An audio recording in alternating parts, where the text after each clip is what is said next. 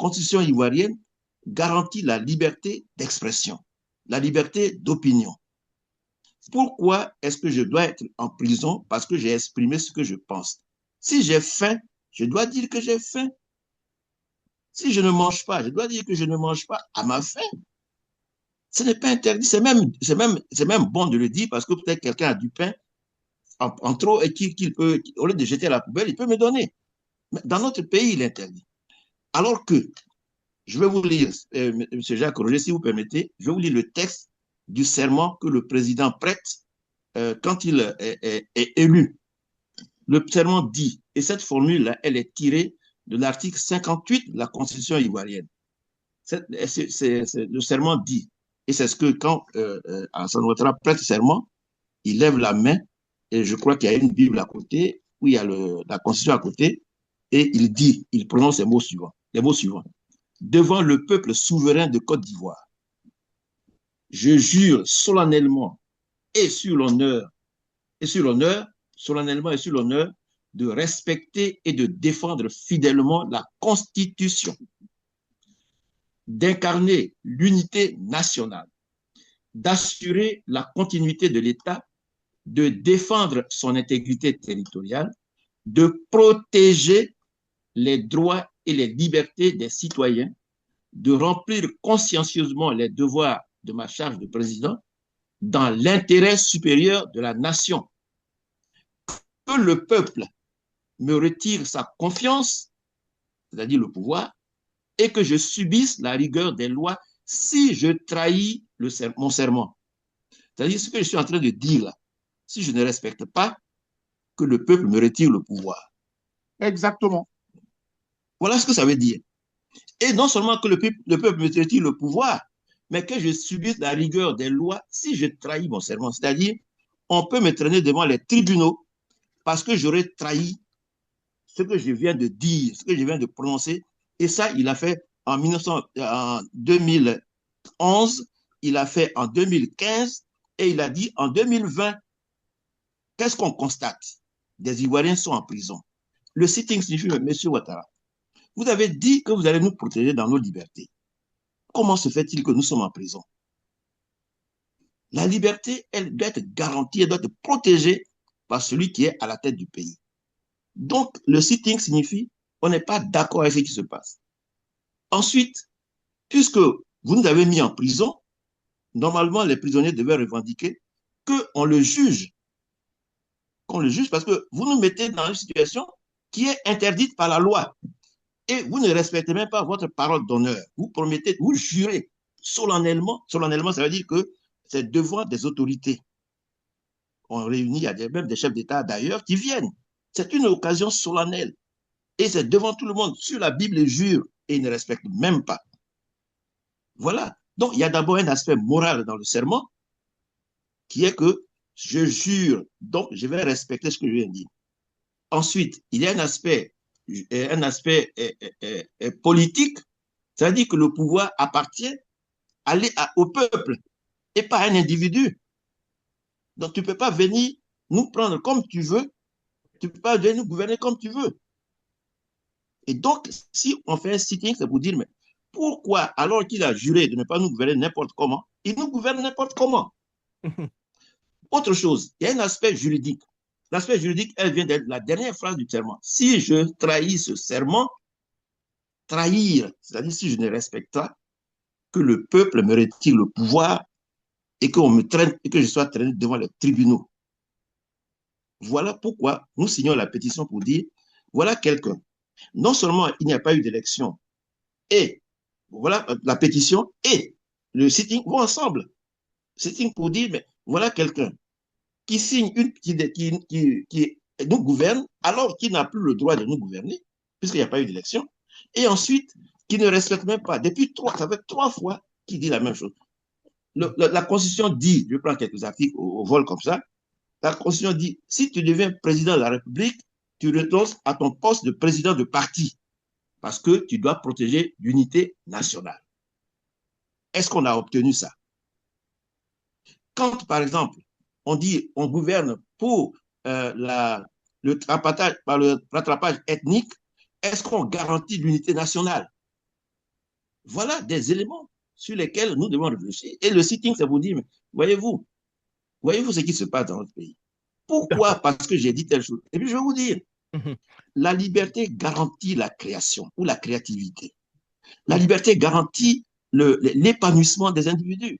Quand je suis libre de m'exprimer, je peux écrire des livres, je peux m'exprimer, je peux faire de la bonne musique parce que j'ai le temps de m'exprimer, je suis épanoui, je D'accord. suis libre de dire ce que je veux, Mhm. je suis libre de Docteur penser Bouga, ce que je veux.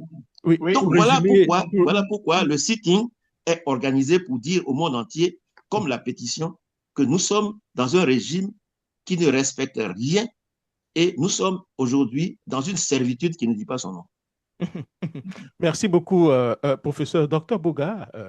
Parlons maintenant de La question qui se l'efficacité. pose, Et une alors la minute, question qui oui, se pose, une minute, oui, oui, la question qui se professeur. pose, Une minute, oui, la professeur. question qui Donc, se pose est, est-ce oui. que nous sommes prêts à accepter cette servitude, auquel cas elle devient volontaire, ou est-ce que nous refusons d'être des esclaves dans notre pays? C'est ça la question. Mhm. D'accord. Okay. Alors, merci beaucoup. Alors, docteur Bouga, nous avons déjà organisé plusieurs marches et manifestations. Apparemment, nous n'avons pas encore les résultats escomptés. D'aucuns parlent de l'efficacité. Que devons-nous faire maintenant pour que ces manifestations puissent avoir beaucoup plus d'impact? Est-ce qu'il faut les je pense, multiplier? Oui, allez-y. oui. Non, non, non, mais c'est une très bonne question. C'est-à-dire qu'il faut revoir certainement notre stratégie. Il faut revoir notre stratégie. Moi, pour avoir fait 10 ans d'exil du côté de l'Europe, et aujourd'hui, je me retrouve du côté des États-Unis, il faudrait que nous essayions de recadrer un peu notre stratégie. Qu'est-ce que je veux dire par là? Généralement, quand nous manifestons entre nous, Ivoiriens. Or, or, la plupart des Ivoiriens savent ce qui se passe à Abidjan. Ils savent ce qui se passe dans le pays. Ils connaissent Ouattara. Donc, ce qu'il faut faire, il faut aller vers les ressortissants des pays dans lesquels nous résidons.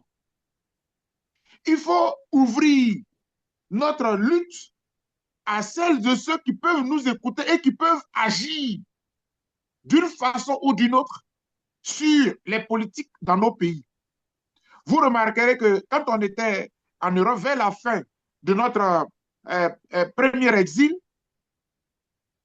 au moment où le président Laurent Gbagbo et Blé Goudé sortent de la prison, il y avait ce fameux débat du troisième mandat. M. Ouattara voulait remplir pour un troisième mandat. Et en même temps, le président sortant, ou sorti du moins de la Guinée, Conakry, Alpha Condé, lui aussi voulait remplir. Et donc, ce qu'on a fait, on a conjugué nos efforts avec les frères guinéens et on a fait des marches éclatées en Europe, des marches éclatées en France pour dénoncer les mandats anticonstitutionnels, comme c'est aujourd'hui le cas encore pour la Côte d'Ivoire. Et donc, pour répondre précisément à la question, c'est d'essayer de réorienter notre engagement, notre combat, ne pas faire des manifestations entre nous-mêmes, fermées sur nous-mêmes, mais il faut s'ouvrir aux ressortissants des pays dans lesquels nous nous retrouvons. Il faut avoir des partenaires et de façon à ce que avec leurs médias et leurs réseaux sociaux, notre combat va être encore plus entendu ailleurs. Aujourd'hui, M. Ouattara pense qu'il a gagné, il est dans son quatrième mandat et tout, mais il ne sait pas ce que nous préparons pour lui et contre lui, parce que pour nous, ce quatrième mandat-là ne se fera pas. Donc, le 13 décembre, nous avons invité cette fois-ci beaucoup de panafricains, et puis beaucoup de compatriotes aussi, des activistes américains de tous bords, en tout cas de tous bords, pour venir s'associer à nous. C'est pour cela que je lance l'appel à tous nos compatriotes, à tous les Africains, pour dire que nous nous retrouvons à Harlem ce samedi 13 pour ce sitting qui va vraiment nous permettre de manifester. Je crois que après, vous pourrez communiquer l'adresse précise puisque je ne suis pas à New York précisément actuellement. Donc, je n'ai pas l'adresse précise, mais vous pourriez l'écrire après en dessous ou sous le dans les commentaires. Merci beaucoup. Alors, je vais aller rapidement au troisième segment. Nous avons largement dépassé donc le temps qui nous est imparti, mais on va aller rapidement. Ce troisième segment va parler du dossier de Dr Soumaïla Bredoumi, l'honorable Soumaïla Bredoumi. Il a accusé pratiquement de tout, sauf la pluie d'hier, hein, comme le docteur Bogasako hier. Hein, je me souviens, il y a 11 chefs d'accusation. Alors, je vous cite, acte de terrorisme, ça c'est le docteur Bogasako aussi, appel à l'insurrection, à la haine et à la xénophobie, vol, incendie volontaire, incitation au meurtre, complot, atteinte à la sûreté de l'État, atteinte à l'ordre public, incitation à la révolte, dénonciation calomnieuse. Bref, il ne manque plus que l'usage même d'autres choses, docteur Bogasako. Vous avez été victime un peu déjà de ça. Alors, la question que je vais vous poser, comment en fait, ce qui me surprend, docteur Bogasako, la facilité avec laquelle les sachants, les cadres du pays sont interpellés, emprisonnés, écloués de tout ça sans que la population ivoirienne ne dise quelque chose. Qu'est-ce que tout cela vous fait, docteur Bogasako? Oui, et je pense que c'est la réflexion que nous sommes en train de mener avec le professeur Saïri. On s'interroge où est passé le bon sens? Où est passé le bon sens? Où est passée la raison? Parce que de vous à moi, nous avons quand même des lois dans ce pays, à moins que nous ne soyons plus dans un état de droit. À moins que M. Ouattara n'ait même pas, c'est-à-dire que M. Ouattara, il s'en fout à la limite de la démocratie.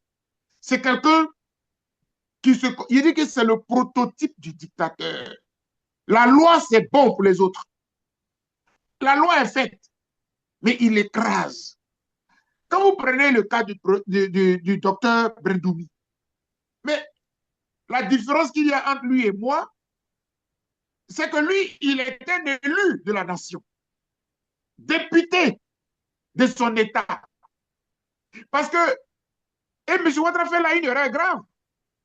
Parce que si nous sommes une démocratie, le pouvoir en démocratie appartient au peuple.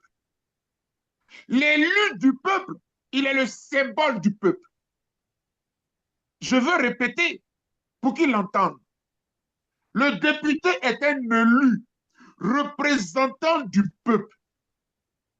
En emprisonnant tout d'égo, sans respecter la procédure, sans que son immunité soit levée, c'est le peuple que M. Ouattara est en train d'emprisonner.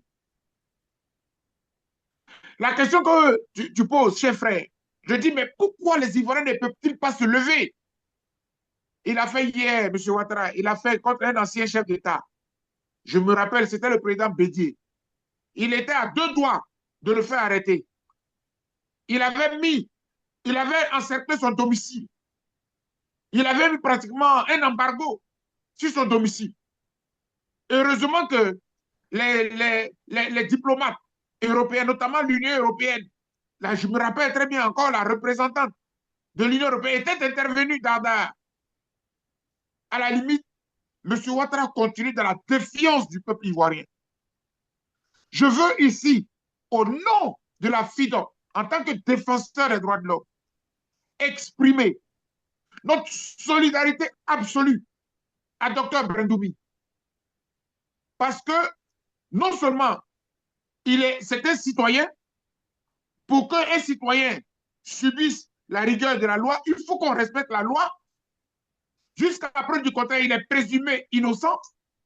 Mais au-delà d'être un citoyen, c'est un élu de la nation. Et le traitement qu'on lui fait subir, alors qu'il est protégé par des lois, c'est une violation grave, non seulement des droits de l'homme, mais c'est une violation grave de la Constitution de la République de Côte d'Ivoire. Le député est protégé parce que le député est le symbole du peuple. Le député, c'est le peuple. C'est le représentant du peuple. On ne peut pas enfermer le peuple aussi facilement comme si on enfermait un vulgaire citoyen. Ce n'est pas normal. M. Ouattara est allé trop loin.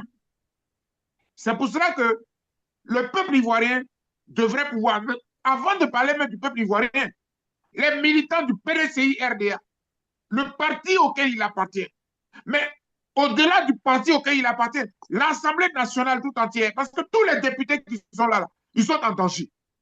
Je vais répéter.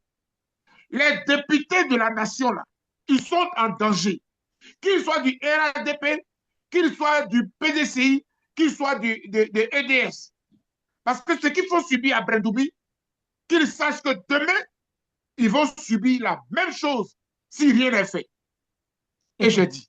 Merci beaucoup. Alors, professeur Zahiri, c'est 11 chefs d'accusation contre le député Brendoumi, opposant. Peut-on aujourd'hui parler d'une criminalisation systématique de l'opposition? Quelle implication pour l'état de droit? Oui, criminalisation, oui. C'est-à-dire que, en fait, Brendoumi, c'est une autre confirmation de la négation des libertés et des droits en Côte d'Ivoire. Une autre négation.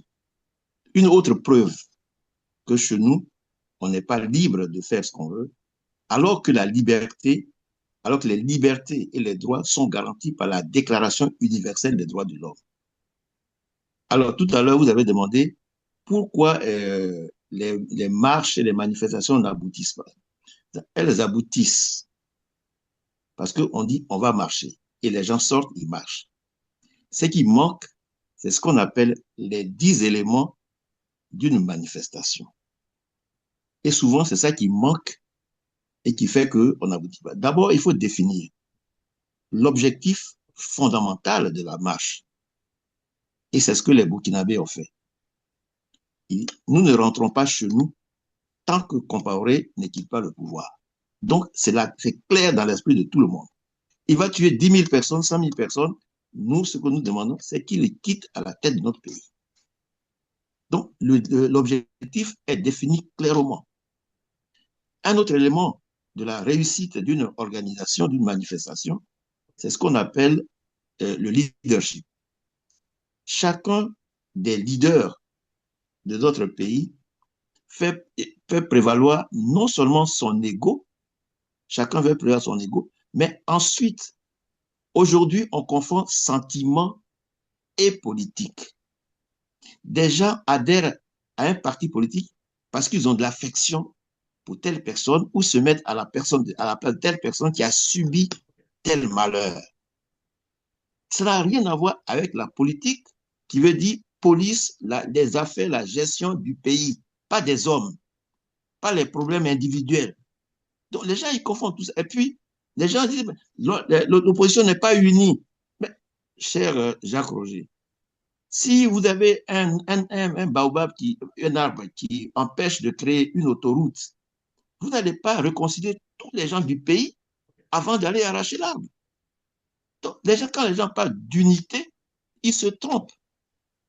On n'a pas besoin de l'unité, puisque dans l'opposition même, chacun a son idéologie. Il y en a qui sont de gauche, il y en a qui sont de droite. Comment vous allez les réconcilier comment? Donc, quand on veut faire quelque chose, c'est un des éléments. Un autre élément, c'est la foi en un leader. Or, nous sommes là en train de nous détruire tel que tel leader. On a vu hier, c'est vous qui avez ouvert cette émission-là, avec ce que Blegoudé a parlé. Si on est là pour détruire nos leaders. Voyez-vous, quand les gens ont manifesté, par exemple, en Afrique du Sud, tout ça, c'était autour de Mandela, comme le porteur de l'idéal de liberté. Quand les gens ont manifesté au Burkina Faso, c'était autour de l'idéal de Thomas Sankara comme le libérateur du pays. Est-ce que nous avons ça en Côte d'Ivoire? Un autre élément, c'est, bon, je ne vais pas tout citer parce qu'on n'a pas, c'est aussi un autre élément, c'est l'occupation des espaces. Si vous réunissez, vous allez quelque part, et que les actions que vous allez mener, c'est juste pour, vous dites par exemple aux gens, casser abattre les arbres, barrer la route. Si on barre la route, après on fait quoi? S'il n'y a rien d'autre, qu'est-ce que vous voulez? Ça échoue. Donc c'est notre façon d'organiser ces manifestations qui fait que ça échoue. Par rapport aussi à la réaction des Ivoiriens, je vais vous dire, cher Jacques Roger, que la dictature chinoise dirigée par la dynastie Qing, qui est venue de la Mongolie, a duré 100 ans. Compaoré a régné 27 ans au Burkina. j'évoque ces deux cas-là pour vous dire qu'il y a ce qu'on appelle l'équation de la fin.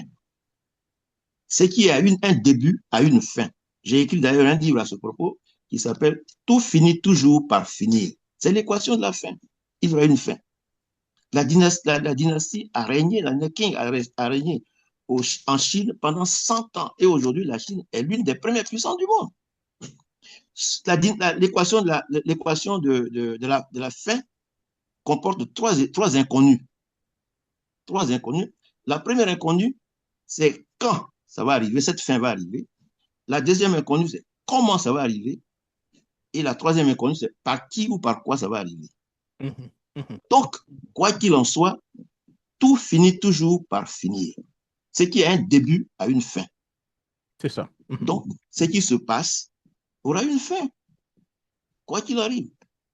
Merci beaucoup, professeur. Voilà. Et aujourd'hui, comme je l'ai dit, il a fallu l'arrivée, par exemple, de Sun Yat-sen. Mais je vais terminer par une anecdote. Je ne serai pas long. En tant qu'éditeur, j'ai publié le livre d'un jeune Congolais. Le titre, c'est « Ces vérités qui nous mentent ». Et il dit, chaque jour, on nous dit des vérités. Oui, mais la communauté internationale ne peut rien faire. Mais oui, mais pourquoi les Ivoiriens ne se lèvent pas? Les Ivoiriens sont incapables de faire quoi que ce soit. Ce sont des vérités qui, chaque jour, nous mentent. Et il termine son livre en disant, pourquoi nous cherchons des héros ailleurs? Pourquoi le héros qu'on attend ou qu'on cherche, ce n'est pas Boga Sako, ce n'est pas Jacques Roger, ce n'est pas Sayiri? Pourquoi nous cherchons des héros ailleurs? D'accord. Pourquoi le héros ne sort pas c'est pas toi, c'est pas moi. Voilà. La fin j'adore ce livre. Et ce livre est tellement bien, c'est pas parce que c'est moi qui l'ai publié, mais qui l'ai édité, mais ce livre a eu le prix, je dis c'est bien parce que il a eu le prix du meilleur livre de l'année 2019 au Congo. Donc c'est pour dire que ça nous parle, ce livre. Et la question que vous posez, c'est, elle a sa réponse là. Elle a sa réponse là. Pourquoi comptons-nous sur la Russie, sur la communauté internationale, ceci? Pourquoi est-ce que nous ne puisons pas dans nos forces l'énergie suffisante pour changer ce que nous devons changer chez nous? Merci beaucoup, professeur. Ouais. Je pense que la réponse pour certains Ivoiriens, c'était la première fois qu'on avait vu un palais présidentiel ou même un président bombardé, le faire sortir et mettre quelqu'un au pouvoir. Peut-être c'est la réponse se trouve là. Nous sommes pratiquement à la fin, ça sera peut-être une autre fois, on reviendra un peu sur tout ça. Docteur Boga Sako, nous sommes pratiquement à la fin donc, de cette émission. En début d'émission, on avait parlé des grands déballages et surtout, nous avons conclu que c'était donc un divertissement. Et aujourd'hui, on voit donc les arrestations et surtout incarcérer un député à l'Assemblée nationale qui bénéficie de l'immunité. Quel impact, selon vous, cette affaire peut-elle donc avoir sur le paysage politique ivoirien, notamment à l'approche donc des élections donc législatives? Non, mais c'est assez grave. C'est assez grave. Je pense que je ne peux pas reprocher au docteur Brendoumi d'être rentré euh, de, son, de son exil commençant du côté de l'Europe. C'est son pays. Il n'y avait pas de mandat d'arrêt contre lui. Donc, il avait tout à fait le droit de rentrer. Il est rentré, il a été convoqué, il s'est rendu à la convocation. Et puis, patatras, le régime a déballé son rouleau compresseur parce qu'à la vérité, je dis c'est assez grave parce que c'est un message qu'on envoie là à M. Tidiane Thiam. Ça veut dire que si le président Tidiane Thiam mettait les pieds à Abidjan, M. Ouattara l'aurait enfermé tout d'égo et sans crier gare et sans rechigner. Donc, ceux qui étaient, parce que j'ai lu beaucoup de choses, les gens qui sont au PDCI, qui disaient, oui, mais il fait quoi en France? Il faut qu'il rentre. Vous avez un dictateur à la tête du pays. Vous avez un dictateur à la tête du pays. Ah oui, mais ne dites pas non plus que il n'est pas brave. Mais vous voulez qu'on l'affronte? Comment? Vous voulez que tout le monde se retrouve en prison? Vous voulez qu'on se retrouve comme ça en prison? La liberté de la Côte d'Ivoire se trouve dans nos mains. La liberté de la Côte d'Ivoire se trouve dans notre sursaut. Si on n'a pas pu bloquer le 25 octobre 2025 et que l'élection, le braquage a été organisé, à tout moment, nous avons la possibilité de dire non, ça suffit. Et je pense que c'est ce qui risque d'arriver prochainement. Moi, monsieur Jacques Roger, cher frère, je regarde tous ces éléments-là. C'est un cumul. Je vous ai dit, en commençant cette émission, Pharaon avait été endurci. C'est écrit dans la Bible. Dans les derniers moments, face à Moïse, il devenait plus qu'un lion. Ça a annoncé sa chute. Il ne faut pas que M. Ouattara croie que avec cette pseudo-élection qu'il a organisée et après laquelle il a été proclamé, tout va bien, il est content, il va en France, il revient, il prépare son investiture. Non. C'est qui finit, comme tout à l'heure le professeur Saïri dit, tout finit par finir. Et moi, c'est ça mon mot de fin. Le régime Ouattara va finir par finir. Et nous travaillons sur cela. Seulement, c'est que nous nous gardons désormais d'en parler dans nos émissions. Mais celui qui croit un seul instant que nous allons croiser les bras et que ce quatrième mandat va se passer dans notre pays, il se leurre, c'est un leurre. Parce que nous ne démordrons pas tant que M. Ouattara ne partira pas du pouvoir. Et j'ai dit que Dieu garde la Côte d'Ivoire. Merci beaucoup. Tout finit par pour finir et tout finit par finir, hein. Donc, professeur Saïri, vous avez le dernier mot. Oui, alors je voudrais d'abord remercier toutes les personnes qui sont connectées, qui nous ont suivis. Et je voudrais surtout, parmi les personnes qui nous ont suivis, remercier les personnes qui ont signé la pétition. Et comme on a dit, la personne qui signe fait un effort pour faire signer 20 personnes. Je pense que ce soir-là, on aurait eu beaucoup de signatures. On aurait eu beaucoup de signatures, ça fait plaisir. Et en tout cas, merci. Je voudrais surtout, M. Jacques Roger, vous féliciter et vous encourager. Parce que moi, là où les Ivoiriens entreprennent, ont des initiatives, je suis heureux. Parce que moi, quand j'ai créé ma maison d'édition, quelqu'un m'a dit, mais les Africains, quand vous créez des sociétés, c'est pour faire gardiennage, ménage, livraison. Et toi, tu veux créer une maison d'édition. Aujourd'hui, ça, je ne dis pas que ça prospère parce que ça ne me rapporte pas beaucoup d'argent. Ça ne me rapporte pas d'argent. Je suis au service de ma communauté. Et ça, c'est encourageant. Donc, merci. Félicitations pour ce que vous faites. Et puis, pour la Côte d'Ivoire, je voudrais inviter les Ivoiriens à signer la pétition. Parce que la pétition est une façon à eux, à chacun de nous, à chacune de nous, de marquer notre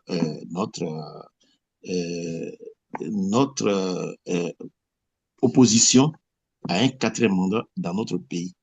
Je voudrais aussi dire que, en fait, essayons aujourd'hui de tuer en nous le traumatisme de la peur, la peur qui nous habite et qui fait que quelquefois, on ne fait pas certaines, on n'ose pas.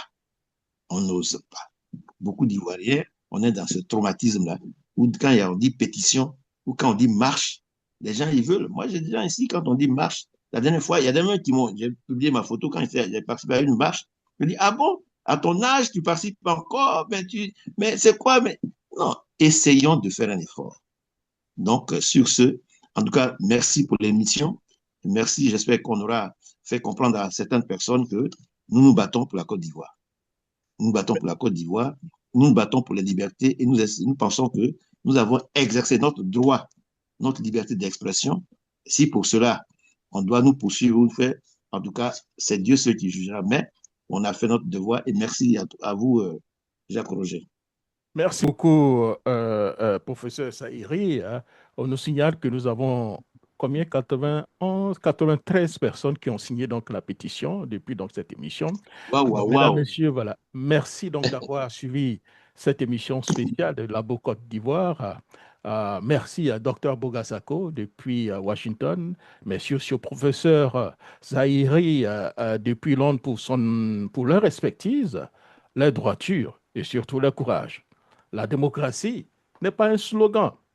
La liberté n'est pas donc un cadeau. Et la vérité n'est jamais donc gratuite. Ça, nous le savons. Comme toujours, je fais ma part. Faites la vôtre. Partagez donc la pétition, mobilisés autour donc, du sit-in donc, du 13 décembre 2025. Restez vigilants, restez debout. Rendez-vous donc le samedi prochain. Merci beaucoup et à très bientôt. Au revoir. Merci, au revoir.